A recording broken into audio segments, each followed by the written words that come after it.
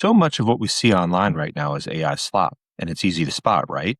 It's generic, it's hollow, it says a lot without meaning much, and we all know AI slop when we see it, and we can probably tell quality when we see it too.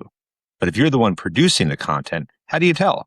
If you're creating content and using AI to help you do it, how do you become a good judge of your own quality? Or maybe you're just struggling to understand what the components of quality even are in the first place. That's what I'm aiming to do with this series. Because at Metamorphosis, we use AI too, not always or for every situation, but it's a part of what we build and often how we create, including the playbook.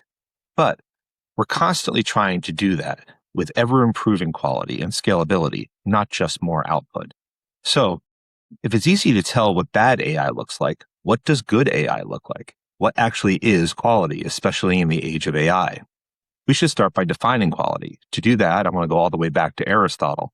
Don't worry, this isn't a post about philosophy mostly. Aristotle didn't use the word quality the way that we do, but he had this idea, a category of being he called poion.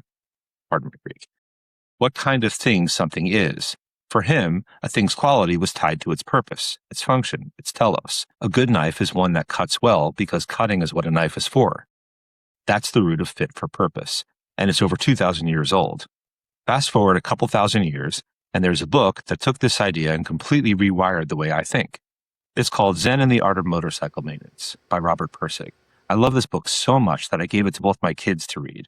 And it's led to some of the deepest conversations we've had. Pirsig spends most of the book trying to define quality, and he eventually lands somewhere surprising. Quality isn't something you can fully pin down with logic. You recognize it before you can explain it. It's felt first and rationalized second. But that idea stuck with me, so much so that years later when I was working at a marketing agency and my boss asked me to define quality creative work, here's what I told her. Quality creative in advertising and marketing is work that is fit for purpose and elicits an emotional response that yields action. That definition held up for a long time for me, but it was built for a world of human-made creative, where the real risk was blandness or self-indulgence. Work that is either too safe to feel anything or too self-serving to have an impact on others.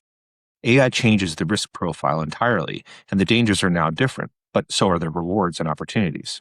So in this series, I'm going to do something a little different. For myself and hopefully for you too. Over the next few episodes, I'm going to walk through a few criteria I think matter most for identifying quality AI, whether it's in marketing or creative technology like the playbook, which we built specifically to deliver quality and highly tuned marketing strategies and plans for authors.